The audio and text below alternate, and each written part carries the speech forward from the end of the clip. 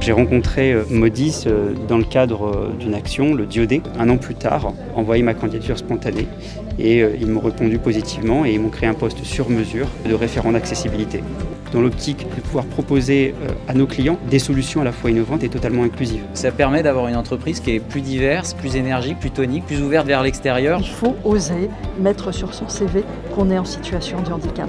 Je pense même que quelquefois ça peut être un plus parce que les chefs d'entreprise ont bien compris qu'une personne en situation de handicap a une motivation de faire. C'est vraiment quelque chose qu'on veut soutenir. On est à un peu plus de 1% de personnes en situation de handicap dans l'alternance.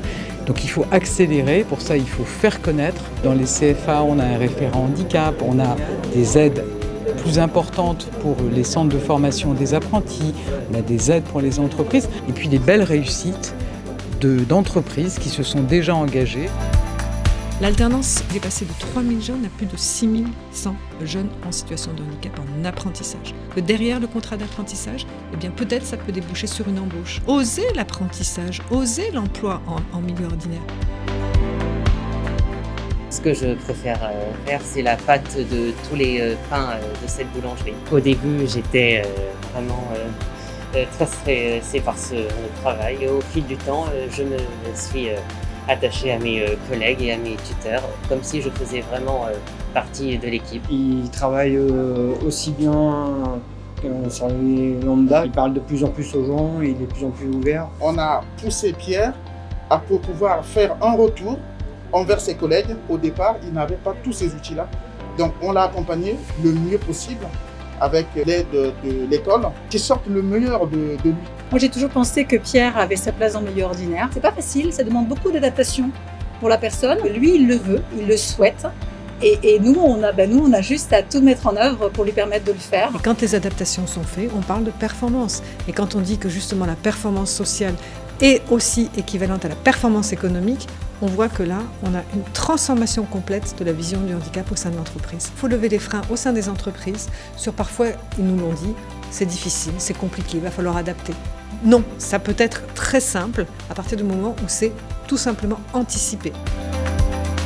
Ça se voit pas trop en fait, mais j'ai une différence au niveau des tailles de mes jambes et de mes pieds. Et du coup, j'ai une prothèse de genou à l'intérieur de la jambe. Dans mon quotidien, en fait, je vais naturellement avoir des problèmes au dos, au bassin et au niveau de mes jambes à cause de ça. Le tournage est très contraignant au niveau du corps. En fait, on est quand même vachement crispé sur notre travail, comme on essaie de faire quelque chose de très précis. Ça peut arriver qu'on ne bouge pas comme ça, qu'on soit sur notre tour pendant très longtemps. Mon tour a été aménagé entre-temps pour s'adapter à ma situation. Il y a pas mal de TMS en général et la difficulté, c'est comment accompagner déjà Lucas, parce que sachant que nous, on a déjà des soucis. T'es le premier à tester le tour.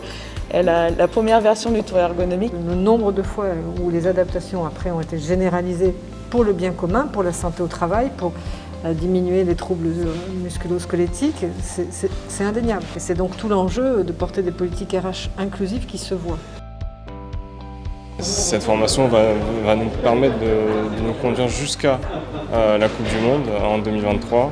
Et le match d'ouverture contre la Nouvelle-Zélande. Je trouve que c'est vraiment bien que le handicap dans le sport soit en pleine évolution et que de plus en plus de gens soient sensibilisés par rapport à ça. On va vivre une grande fête pendant 52 jours et cette fête, on voulait y associer tout le monde. Aujourd'hui, il y a des tas de clubs qui accueillent des apprentis en situation de handicap. Il faut être pédagogue pour expliquer au club comment on accueille une personne en situation de handicap, comment on la met dans la meilleure situation pour s'exprimer et pouvoir s'enrichir. Cette inclusion dans les clubs est, à mon avis, pour le milieu du sport, à forte valeur ajoutée. Les freins, il faut les lever partout. Il faut lever l'autocensure des personnes en situation de handicap qui parfois se disent « non, ce job n'est pas pour moi ». Eh bien si. Je dis aux employeurs, il y a certes une obligation d'emploi à 6%. Aujourd'hui, en moyenne, nous sommes à 3,8%. Donc je dis « osez l'emploi ». Nul n'est inemployable et nous sommes là pour vous aider.